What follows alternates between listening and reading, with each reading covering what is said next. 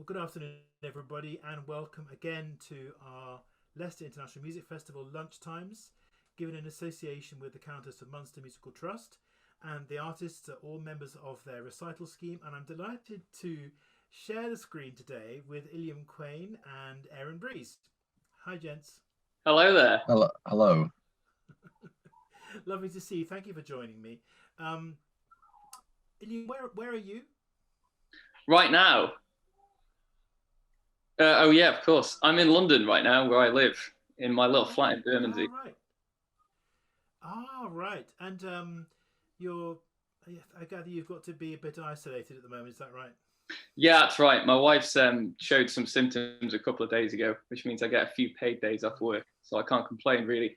While I wait to get the test results back. I wish you both luck with it. I mean, you've dressed up very sweetly for us. That's lovely. Well, of course, it's a special occasion. Only Aaron, exactly. Only Aaron has got a virtual background, which seems to be doing quite extraordinary things to him. Anyway, Aaron, where are you? I'm in Manchester. Right. On the other side. So when you came to record for Leicester, how did you manage to rehearse? Because it was still kind of locked down. Did you meet? Well, here's the thing. We didn't really rehearse. Thankfully, we're both consummate, extremely professional musicians. So we got away with it by the skin of our teeth. We had about an hour before. Last year we played a lot, and then somebody very kindly lent us their living room for about an hour before the recording itself. Oh, yeah. So we kind of managed to blow the cobwebs off, and then we're good to go. Well, it's lovely. It's lovely to. You were actually the first recital that was recorded, so in a way you were our guinea pigs. But we've been so thrilled with the way that that we've managed to catch the sound, because it's a very resonant room. So obviously it needed different balances for different groups of instruments, and so I think when you hear it, I think you'll be very, very pleased with it, because you both sound really beautiful and very well balanced and not too loud at all. It'll be a very comfortable experience. I hope you'll find that. I absolutely love your program. I want you to tell me.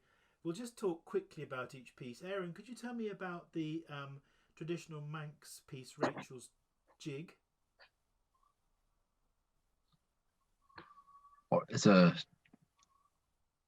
What's it? Rachel's Jig. I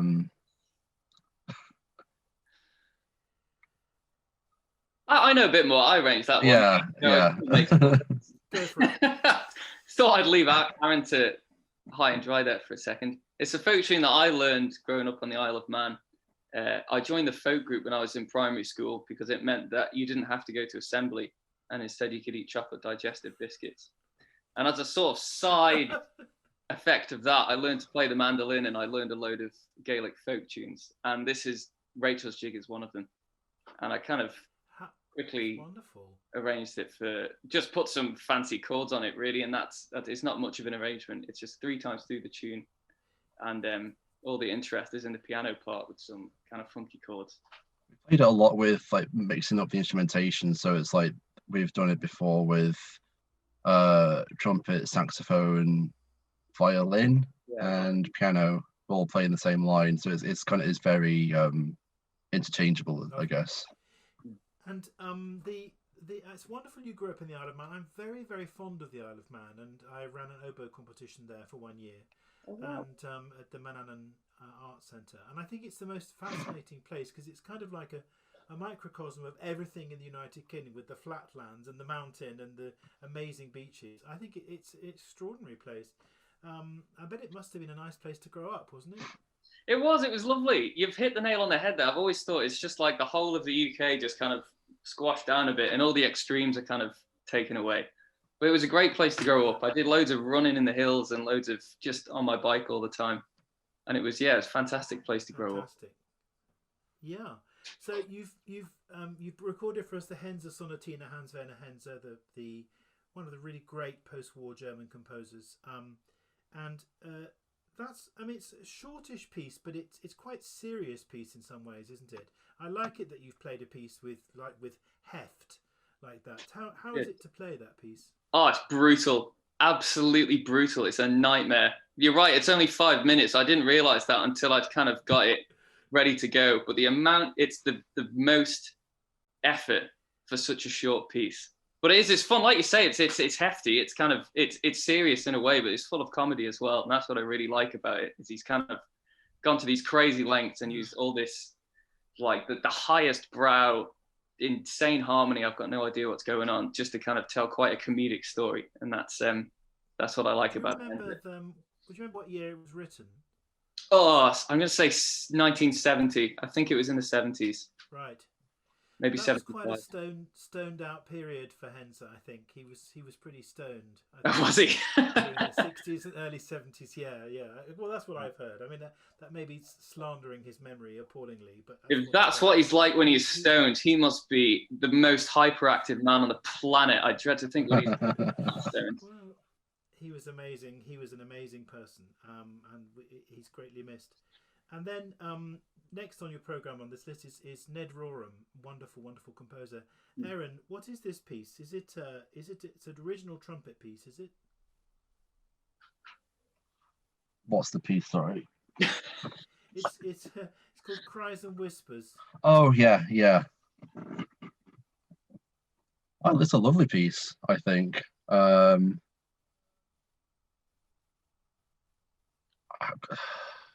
It's fun. Your part's very violent. It is, yeah. I feel like I've got the fun. I mean, I'm not speaking freely here, but I'm just going to come out and say I think I've got the funner part of the two. Yeah. But it's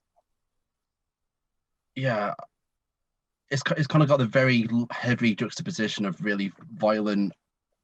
I guess it's almost like more percussion writing, I guess, for the piano, and then it's kind of got the more cantabile sort of thing for the trumpet. But it is. I mean, I'll say this with a lot of love. But there's not an interesting composer. Yeah, there's not many interesting pieces for trumpet and piano, but that's definitely one of them, I think. Well, I like the way you've created a few new ones, with folk tunes and also this beautiful song by Erin Wallen that we managed to ask her permission for you to play. And Illy, tell us about that piece. Well, I mean, I have Aaron to thank for that entirely. Yeah, Aaron's the person who introduced me to Erilyn's music, and it's such a really lovely song. We found the recording on YouTube and sent her an email completely out of the blue, just saying, could we transcribe it and play it for the gig in Leicester? And she very kindly came back and said yes. Yeah, I think Aaron's met her. I think she came into the Northern and did, said like a day of classes or something. Yeah, she was like having a load of pieces played, and I got to accompany a few of her songs, and she was really lovely to work with. Can't say that for all the composers you get to work with, especially if they're alive. But she was like really helpful and delightful, and I think all those singers you worked with her at the Northern were very happy and privileged to work with her. And the music's lovely as well, so it's a win-win. Yeah, really nice stripped back piece. I mean, it's quite a thing being a composer, isn't it? I mean, you just have to. I think we have so much easier job just actually getting out there to play it. But I think they require as much support as we can give them, whether they're difficult or not. That's my experience. Yeah. And it's really worth doing. And if you are an unusual combination like trumpet piano, and you want things for it, then why not ask the composer? I mean, she must have. I'm sure she was delighted in that, particularly at this time, to have pieces played. I mean, I gather that the great estates like the Britten estate are losing millions of pounds that they would normally have spent on creating work, because there's no performances of Britain's work at the moment, or hardly any. So it's a funny old job being a composer if you think about it. Yeah. But Aaron, tell us about your slapstick etudes. Oh yes. So I am a composer by trade. That's when I'm not pretending to be a pianist. And these are pieces. During my time as a composer in my undergrad and postgraduate, I've tended to write funny pieces without trying to be funny. So this was a piece with me trying to be funny, I guess. Right. And so this was coming from an interest in using physical comedy as a way to perform on your instrument. And so this is kind of the first of what is now quite a few pieces of just experimenting with aspects of physical comedy to play on the piano. So the piece is entirely improvised over 5 minutes with a rough structure of a few instructions that I got to do, so that it starts off with me stretching, and then I slowly transition into playing Twinkle Twinkle Little Star, and use my head to try and play the notes. It's actually quite cool because you can kind of voice things depending on the arch of your forehead, which is quite interesting. And then it kind of just spirals off from there. Do you find if you do different things with your eyebrows, can you get different chords? Can you kind of manipulate your forehead in that way? Or is it more just clusters? I think it's just more clusters, I think. I see. I've been experimenting a lot with prosthetic horns so that you can actually I mean, it's head banging, isn't it? It sounds really good. Yeah. I can't wait to see it. And Illy, tell us about these last two pieces, Steve Bytheway and Spanny Mensch. Yes, two friends of mine. Pieces? Yeah. You know them well. Stephen Bytheway, he's a reserved guy, but the title tells you everything you need to know. It's called A Folk Tune Which I Arranged to Commemorate the Time We All Used to Fancy This Girl Who Was Clearly Not At All Interested. And that, really, it saves me a job of writing a program note, really. And that's, that's it. That's all it is. Arenya Headache. Spanny Mensch just hates, Spanny thinks that folk music's overrated, so he's kind of the other way to myself and Stephen, perhaps, and he's kind of fed up with it being treated as such a good thing, and he thinks it ought to be ridiculed more. And so that's what the last piece is about. I think it's affectionate, but he's a bit too cool to admit to that. I would hate to be in a bar with the two of them together. Yeah. Well, me too. You two are such a laugh. It's really great to meet you, and thank you for coming to Leicester when everything was a bit tough. It's all a bit tough again now, but we'll get through it. And I'm just so happy that we could support artists with real creativity such as yourselves, who come with such a crazy, really wide-ranging program, and I think the audience is going to absolutely love it, and they're going to love you too. Thank you for joining me today, and we'll see you again soon. Okay? The pleasure's all ours. Thank you very much. See you soon. You're welcome.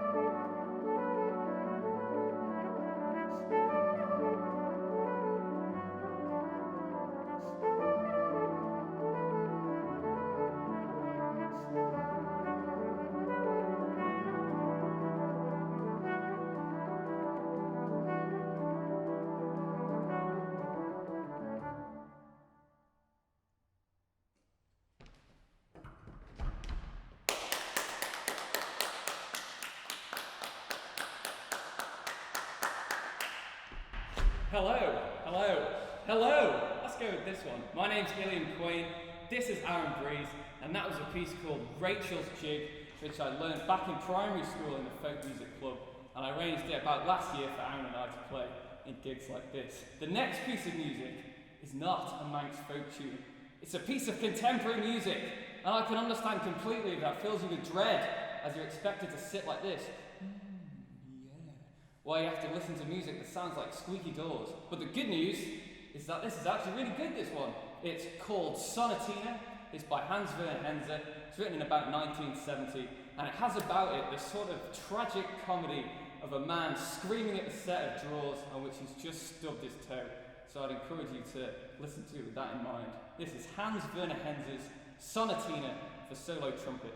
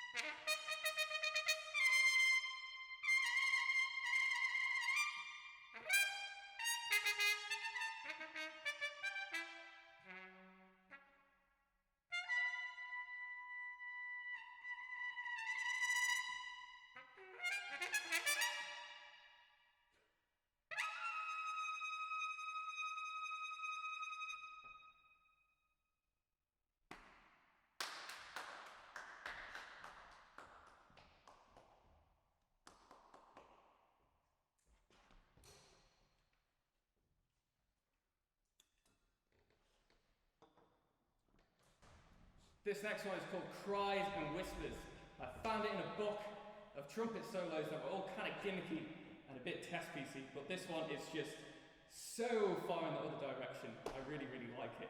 It's really visceral, it's raw and emotional and unashamedly so.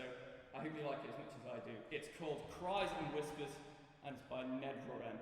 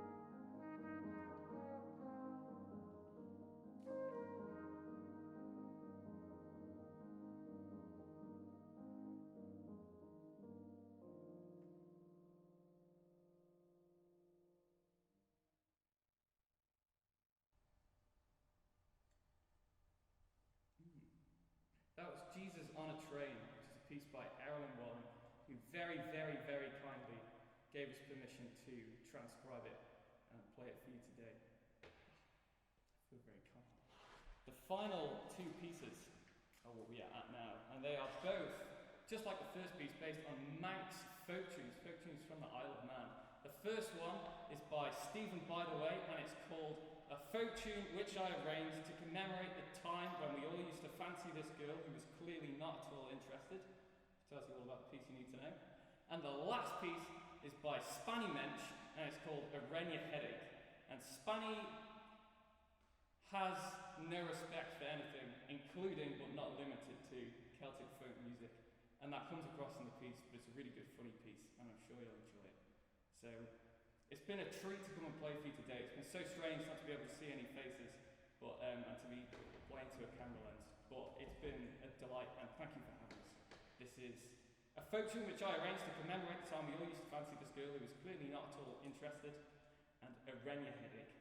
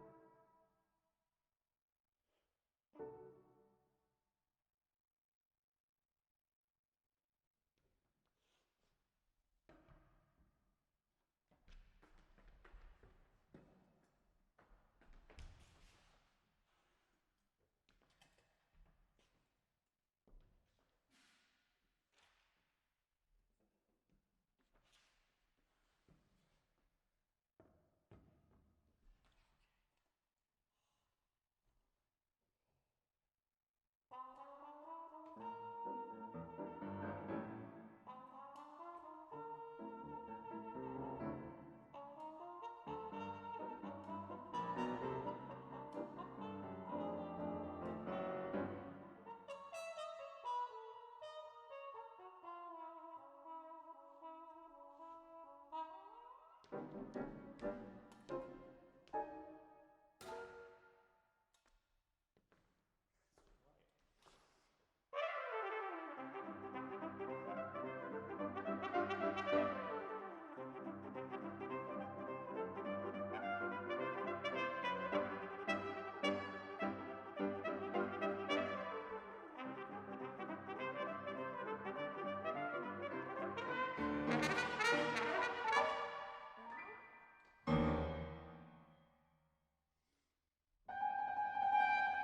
you.